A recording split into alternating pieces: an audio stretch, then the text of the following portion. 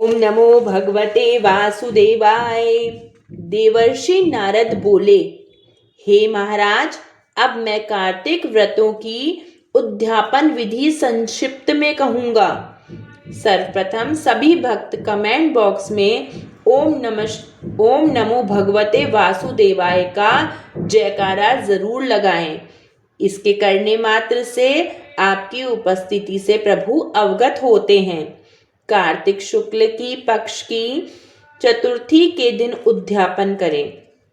तुलसी के ऊपर मंडप के चारों द्वारों पर मिट्टी के बने पुण्यशील, सुशील, जय और विजय चारों ओर अनेक रंगों से सुशोभित सर्वोत्तभद्र मंडल चक्र बनावे।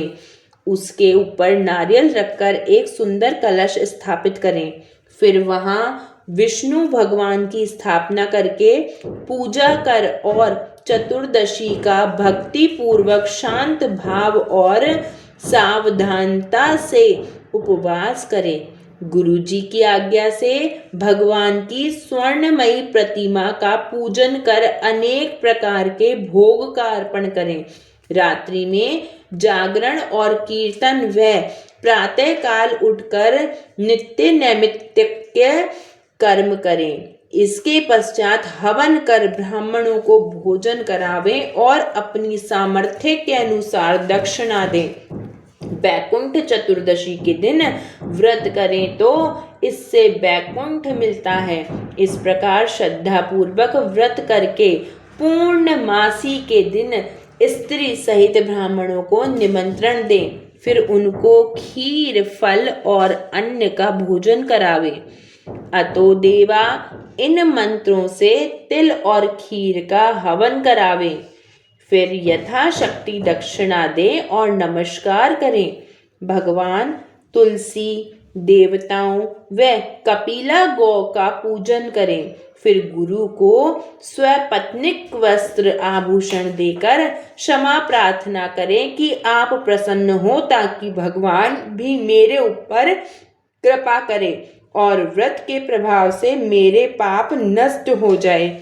इस प्रकार जो मनुष्य उचित रीति से कार्तिक व्रतों को करते हैं, वे पाप रहित होकर इस लोक में सुख भोग कर अंत में विष्णु लोक को जाते हैं। ओम नमो भगवते वासुदेवाय। ओम नमो भगवते वासुदेवाय। ओम नमो भगवते वासुदेवाय। सबसे पहले हम तुलसी जी की कहानी सुनते हैं। कार्तिक के महीने में सब औरतें तुलसी माता को सींचने जाती थी।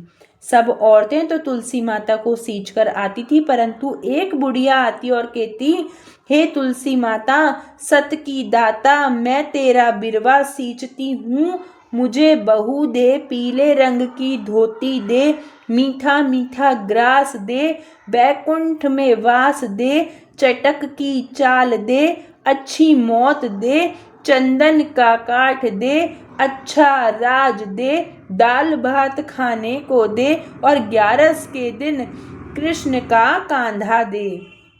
तब तुलसी माता यह बात सुनकर सूखने लगी। तो भगवान ने पूछा, हे तुलसी, तुम क्यों सूख रही हो? तुलसी माता ने कहा, मेरे मन की बात मत पूछो। तब भगवान ने कहा, अगर मैं ये बात नहीं पूछूंगा तो कौन पूछेगा? तब तुलसी माता ने कहा, एक बुढ़िया रोज आती है और यह बात कह जाती है, मैं सब बात पूरी कर दूंगी, लेकिन कृष्ण का कांधा कहाँ से दूंगी? तो कृष्ण भगवान बोले, जब वह मरेगी तो मैं अपने आप कांधा दे आऊंगा, तू बुढ़िया माई से कह देना। जब बुढ़िया बाई मर गई तो सारे गांव वाले इकट्ठे हो गए, बुढ़िया माई को लेने जाने लगे, तो वह इतनी भारी हो गई कि किसी से भी नहीं होती। तब सबने कहा, ये तो इतनी पूजा पाठ करती थी, पाप नष्ट होने की माला फेरती थी, फिर भी भारी हो गई। बूढ़े ब्राह्मण के वेश में भगवान आए और सबसे पूछा, यह कैसी भीड़ है? तब आदमी बोले, यह बुढ़िया माई मर गई है, पापनी थी, इसलिए आज किसी से नहीं उठती। तो भगवान ने कहा, मेरे को एक बात कान में कहने दो, तो उठ जाएगी। भगवान ने कान के पास जाकर कहा, बुढ़िया माई मन की निकाल ले, पीताम्बर की धोती ले, मीठा मीठा ग्रास ले, बैकुंठ में वास ले, चटक की चाल ले, चंदन की काठ ले, झालर की झनकार ले, दाल भात को जीम और कृष्ण का कांधा ले। यह बात सुनकर बुढ़िया माई हल्की हो गई। उसे भगवान श्री कृष्ण अपने कंधे पर ले गए। अंत में उसे मुक्ति मिल गई। हे तुलसी माता, जैसे उसकी मुक्ति करी वैसे हमारी भी करना, और जैसे भगवान ने, श्री कृष्ण भगवान ने उसको कंधा दिया वैसे हमें भी देना। जय तुलसी माता। पीपल की पथवारी की कहानी। एक गुजरी थी, उसने अपनी बहू से कहा, तू दूध दही बेच आ। बहू दूध दही बेचने गई। कार्तिक का महीना था, वहाँ सब औरतें पीपल सींचने आती थी। वह भी वहाँ बैठ गई और औरतों से पूछने लगी, तुम क्या कर रही हो? औरतें बोली, हम तो पीपल की पथवारी सींच रहे हैं। उसने पूछा, इससे क्या होता है? औरतों ने जवाब दिया, इसके करने से अन्न धन्य मिलता है, वर्षों का बिछड़ा हुआ पति मिलता है। उस गुजरी ने कहा, तुम तो पानी से सींच रही हो, मैं तो दूध दही से सींचूंगी। उसकी सास रोज कहती, तू दूध दही बेचकर पैसे ला कर दे। बहू ने कहा, जब कार्तिक का महीना पूरा हो जाएगा तब ला दूंगी। और कार्तिक का महीना पूरा हो गया। पूनम के दिन गुजरी पीपल पथवारी के पास धरना देकर बैठ गई। पीपल ने पूछा, तू यहाँ क्यों बैठी है? उसने कहा, मेरी सास दूध दही के पैसे मांगेगी। पीपल ने कहा, मेरे पास पैसे नहीं हैं, ये भाटे डंडे पान पत्ते पड़े हैं, ये ले जा और गुल्लक में रख देना। जब सास ने पूछा, पैसे लाई है? तो गुजरी ने कहा, मैंने पैसे गुल्लक में रखे हैं। जब सास ने गुल्लक खोलकर देखी तो देखती रह गई। उसमें हीरे मोती जगमगा रहे थे, पत्तों का धन हो गया था। सास बोली, बहू तू इतना पैसा कहाँ से लाई? बहू ने आकर देखा तो बहुत धन पड़ा था। तब गुजरी ने कहा, सासू जी, मैंने तो 1 महीना दूध दही से पीतल की पथवारी को सींचा था और मैंने उससे धन मांगा था तो उसने मुझे भाटे डंडे पत्ते दे दिए थे जो मैंने गुल्लक में रख दिए थे, वे हीरे मोती हो गए। तब सासू ने कहा, अब की बार मैं भी पथवारी सींचूंगी। सासू दूध दही बेचकर आती और हांडी धोकर पीपल पथवारी में रख आती और बहू से कहती, तू मुझसे पैसे मांग। तो बहू ने कहा, कभी बहू भी सास से पैसे मांगती है? तो सास बोली, तू मुझसे पैसे मांग। तो बहू ने सास से दूध दही के पैसे मांगे। सासू जी पीपल पथवारी जाकर धरना देखकर बैठ गई। पीपल ने डंडे पत्ते पान भाटे उसे भी दे दिए और कहा, इन्हें गुल्लक में जाकर रख दें। जब बहू ने गुल्लक खोल के देखा तो उसमें कीड़े और बिलाव चल रहे थे। गुजरी ने सास से कहा, ये क्या है? तो सास देखकर बोली, पीपल पथवारी ने तुझे तो अन्न धन्य दिया और मुझे कीड़े मकोड़े दिए। तब सब बोले, बहू तो सत से सींचती थी, सासू धन की भूखी से सींचती थी। इसलिए हे पथवारी माता, जैसे बहू को दिया वैसा तो सबको ही को देना, और जैसे सासू को दिया वैसा किसी को मत देना। जय हो पीपल की पथवारी की जय। लपसी तपसी की कहानी। एक लपसी और एक तपसी थी। तपसी तो भगवान की तपस्या करता था और लपसी 1.25 सेर की लस्सी बनाकर भगवान का भोग लगाता और लोटा हिलाकर झीम लेता। एक दिन दोनों लड़ने लगे। लपसी बोला, मैं बड़ा हूँ। तपसी बोला, मैं बड़ा हूँ। इतने में नारद जी आए और पूछा, तुम क्यों लड़ रहे हो? लपसी ने कहा, मैं बड़ा हूँ। तपसी ने कहा, मैं बड़ा हूँ। तपसी बोला, मैं सारे दिन भगवान की पूजा करता हूँ। नारद जी बोले, मैं तुम्हारा फैसला कर दूंगा।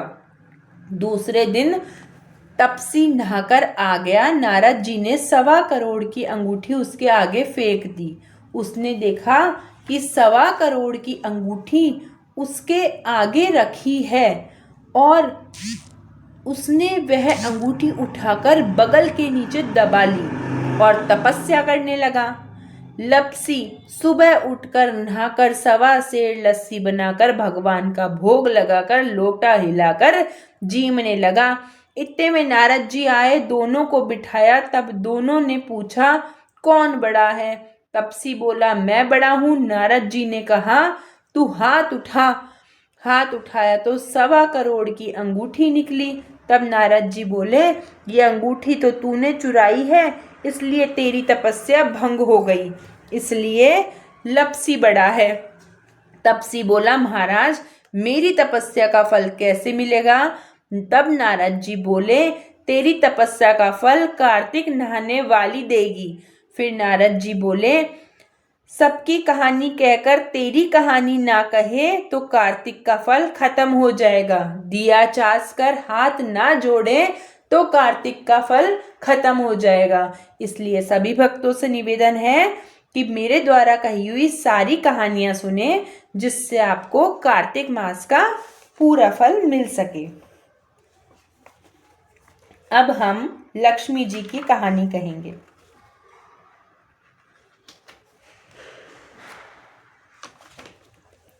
एक ब्राह्मण था। जय हो लक्ष्मी माता। एक ब्राह्मण था, वह रोज पीपल में जल चढ़ाता था। पीपल में से एक लड़की कहती, पिताजी मैं तुम्हारे साथ चलूंगी। ब्राह्मण सूखने लगा। ब्राह्मणी बोली, तुम्हें क्या हुआ है, तुम क्यों सूख रहे हो? ब्राह्मण बोला, पीपल में से एक लड़की कहती है, पिताजी मैं तुम्हारे साथ चलूंगी। ब्राह्मणी बोली, उसे कल ले आना। जहाँ 6 लड़कियां हैं वहां 7वीं भी सही। दूसरे दिन ब्राह्मण उस लड़की को ले आया। उस दिन आटा मांगने गया तो थैला भर के आटा मिला। ब्राह्मणी आटा छानने लगी तो वह लड़की बोली, माँ मैं आटा छानूंगी। ब्राह्मणी बोली, ना बेटी पावनी, बेटी धोली धोली हो जावेगी। लड़की बोली, नहीं मैं छानूंगी। उसने आटा छाना तो परात भर गई। जब ब्राह्मणी खाना बनाने लगी तो लड़की बोली, मैं खाना बनाऊंगी। ब्राह्मणी बोली, ना बेटी अंगुली जल जाएगी। लड़की बोली, नहीं मैं तो आज खाना बनाऊंगी। वह रसोई में गई तो उसने 36 प्रकार के भोजन बनाए। उसने सबको पेट भर के खाना खिला दिया। वे और दिन तो भूखे रहते थे, परंतु उस दिन सबने पेट भर के खाया। ब्राह्मणी का भाई आया तो बोला, जीजी मुझे तो भूख लगी है, रोटी खाऊंगा। ब्राह्मणी सोचने लगी, अब तो सबने खाना खा लिया, अब कहाँ से खिलाऊंगी। लड़की बोली, माँ क्या बात है? ब्राह्मणी बोली, तेरा मामा आया है, खाना खाएगा। लड़की रसोई में गई और उसने 36 प्रकार के भोजन बनाए और मामा को जिमा दिया। ब्राह्मणी का भाई बोला, जीजी ऐसा भोजन कभी नहीं खाया जैसा आज खाया है। ब्राह्मणी बोली, भाई तेरी पावनी भांजी है, उसी ने बनाया है। मामा खाना खा के चला गया। शाम हुई तो लड़की बोली, माँ चौका लगा के चौका का दीवा जला दो, मैं कोठे में सोऊंगी। ब्राह्मणी बोली, ना बेटी तू डर जाएगी। लड़की बोली, नहीं माँ मैं कोठे में ही सोऊंगी। वह कोठे में सो गई। वह आधी रात को उठी और उसने चारों तरफ देखा तो धन ही धन हो गया। वह उस घर से जाने लगी तो बाहर बूढ़ा ब्राह्मण सो रहा था। ब्राह्मणी ने पूछा, बेटी तू कहाँ चली? ब्राह्मण ने भी पूछा, बेटी तू कहाँ चली? लड़की बोली, मैं तो लक्ष्मी माता हूँ, इसकी 6 बेटियां हैं, इसकी दारिद्रता दूर करने आई थी। तुमने करवानी है तो तुम भी करवा लो। उस लड़की ने उसके घर में भी चारों तरफ देखा तो धन ही धन हो गया। सवेरे उठकर ढूंढ मची कि पावनी बेटी कहाँ गई। ब्राह्मण बोला, वो तो लक्ष्मी माता थी, तेरे साथ साथ मेरा भी दरिद्र दूर कर गई, जैसे लक्ष्मी माता ने उनका दरिद्र दूर किया। कहते और सुनते सभी का दरिद्र दूर करके पूरे घर में धनी धन का भंडार कर दो माता लक्ष्मी। जय हो आपकी। विनायक जी की कहानी। एक विनायक जी महाराज थे। एक बुढ़िया माई थी, मिट्टी के गणेश जी की पूजा करती थी। रोज बनाए रोज गल जाए। एक सेठ का मकान बन रहा था। बुढ़िया माई बोली, पत्थर के गणेश जी बना दो। मिस्त्री बोले, जितनी देर में हम तेरे गणेश जी को घड़ेंगे उतनी देर में एक दीवार चिनेंगे। बुढ़िया बोली, राम करे तुम्हारी दीवार टेढ़ी हो जाए। और उनकी दीवार टेढ़ी हो गई। मिस्त्री बार बार दीवार चिनने और गिरा दे। इस तरह करते करते शाम हो गई। शाम को सेठ आया तो उसने कहा, आज कुछ भी नहीं किया। मिस्त्री बोले, एक बुढ़िया आई थी तो कह रही थी मेरे पत्थर के गणेश जी बना दो, हमने नहीं बनाए। उसने कहा तुम्हारी दीवार टेढ़ी हो जाए। सेठ ने बुढ़िया को बुलवाया और कहा, हम तुम्हारे लिए सोने के गणेश जी बनवा देंगे, हमारी दीवार सीधी कर दो।